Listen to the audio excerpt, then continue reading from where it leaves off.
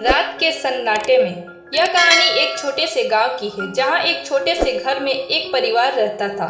कृष्णा, उनकी पत्नी रीमा और उनका 12 साल का बेटा अर्जुन। गांव की आबादी बहुत कम थी और इसलिए रात के वक्त वहां की सड़कों पर गहरी शांति और सन्नाटा छा जाता था।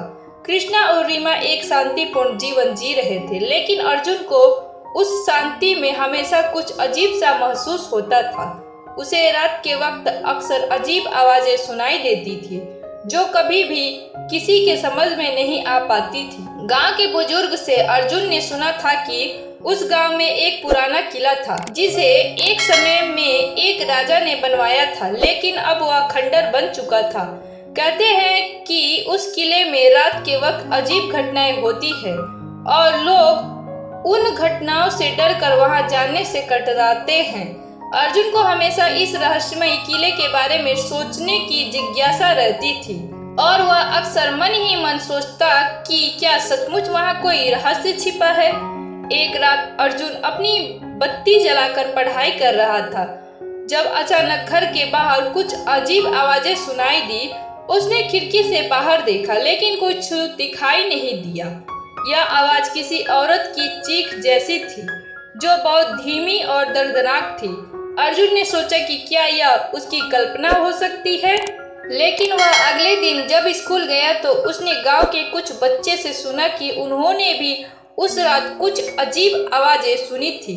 सभी बच्चों में एक डर और जिज्ञासा का माहौल था, लेकिन किसी ने भी इस बारे में खुलकर बात नहीं की। अर्जुन ने अपने माता पिता से इस बारे में कुछ नहीं कहा क्योंकि वह जानता था कि वे उसे डराने वाली बातें नहीं सुनना चाहेंगे। लेकिन अर्जुन का मन अब उस किले की और अधिक खींचा जाने लगा। वह जानना चाहता था कि वहाँ क्या हो रहा है। अर्जुन ने तय किया कि वह अगले दिन किले का पता लगाने जाएगा। वह सुबह जल्दी उठकर किले के पास गया जहाँ खंडहरों के बीच अजीब सी चुप थी। किले का दरवाजा टूटा हुआ था और वहाँ से एक बेमेल सी खतरनाक गंध आ रही थी। अर्जुन ने अंदर जाने का साहस जुटाया और किले के दरवाजे से अंदर घुस गया। जैसे ही वह अंदर घुसा, एक सर्द हवा का झोंका आया और उसे कुछ अजीब सा महसूस हुआ। अर्जुन ने किले के अंदर घुसते ही देखा कि वहाँ सब कुछ वैसे ही था जैसे उसने सुना था। चूहे, धूल और पुराने पत्थर जो इधर उधर बिखरे हुए थे। अचानक उसने किसी के चलने की आवाज सुनी।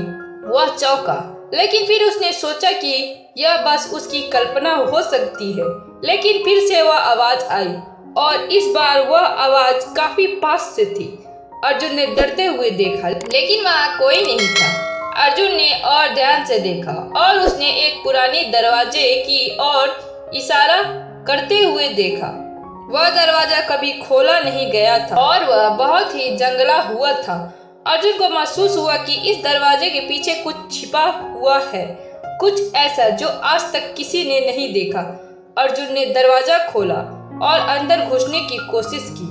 जैसे ही अर्जुन ने दरवाजा खोला, अंदर एक घना अंधेरा था। लेकिन अचानक जैसे ही उसकी आंखों ने अंधेरों को चुनौती दी, उसे एक हल्की सी रोशनी दिखाई दी। वह धीरे धीरे उस रोशनी की ओर बढ़ने लगा।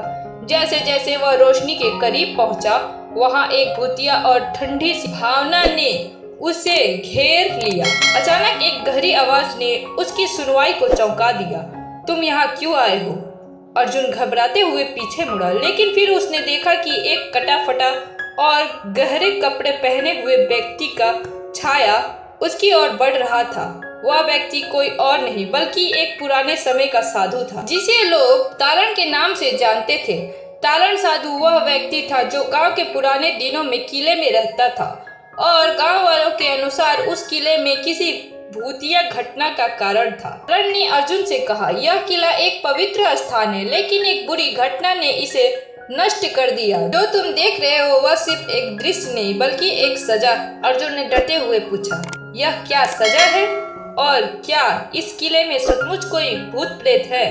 तारण ने बताया, यह किला एक प्राचीन कृति है जिसे राजा ने अपनी शक्ति को अस्थायी बनाने के लिए बनवाया था।